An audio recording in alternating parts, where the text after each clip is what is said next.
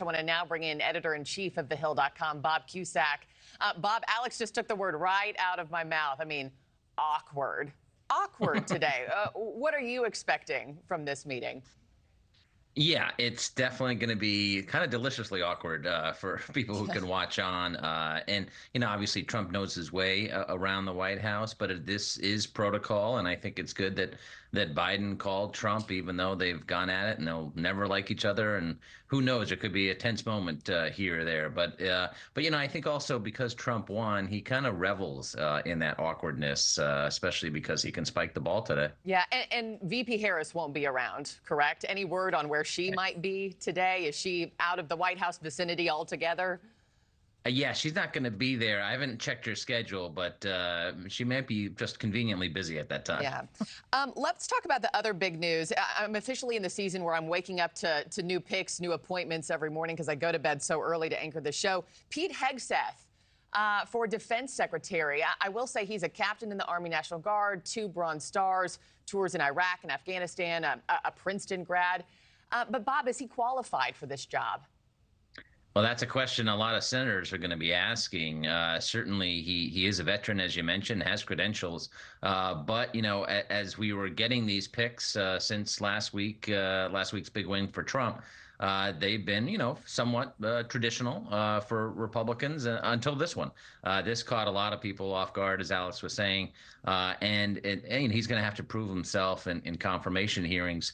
But this is a very Trumpian pick, no doubt about it. Trump likes media, he likes watching media, and he likes picking people in the media to work for him. Yeah, but do you think anybody would kind of go against Trump's wishes in having him at the helm? Do you anticipate a Senate confirmation that doesn't give him the green light? Well, I could see certainly Democrats opposing him, depending on his how he does in the hearings and how he answers tough questions. I also think, listen, you got to watch for some moderate Republicans like Lisa Murkowski and Susan Collins, who did not support Trump. They didn't support the Democrat, but they didn't support Trump. So those are a couple to watch, and there may be a couple more. But I think that a lot of certainly most Republican senators, all you need is a majority, are going to support Trump's picks. The other thing that I wanted to pick your brain about, Bob, was this warrior board, right? Trump's transition team is reportedly weighing the creation of a warrior board of retired senior military staffers whose recommendations could speed up the firings of generals. And I wanted to play a bit of sound because this is what Trump promised on the campaign trail. We'll get the resignations of every single senior official who touched the Afghanistan calamity to be on my desk at noon on Inauguration Day. You have to fire people. You have to fire people when they do a bad job. We never fire anybody. You got to fire them. Like on The Apprentice, you fired, you did a lousy job. Yeah, so Bob, as I was just reading about this yesterday, I saw that one senior Pentagon official said the potential for this to go wrong is infinite. Is this widely being seen as Trump politicizing the military? How is this landing with folks?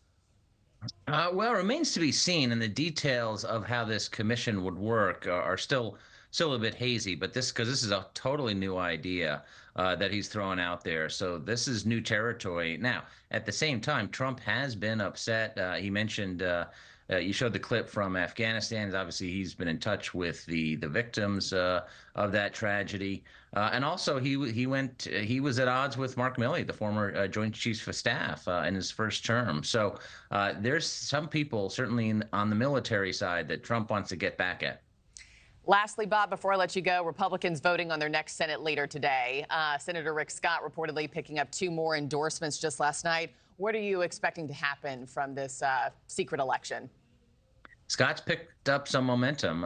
He's using the momentum from Trump's victory because a lot of people around Trump, not Trump himself, at least not yet, backing Scott.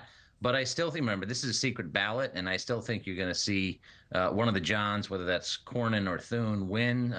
Thune went in as the favorite, and there could be a couple ballots. Thune wants to obviously win on the first ballot because he's the favorite, because then you could have one of them drop out depending on who gets the lower amount of votes. So one to watch, but I do think that Republican senators don't like pressure campaigns, and they're going to pick probably Thune or Cornyn sometime today. Yeah, huge day in Washington. We really covered the gamut.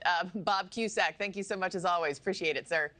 Thanks, Margie. Happening. Thanks for watching, everybody. Go to joinnn.com to find NewsNation on your television provider.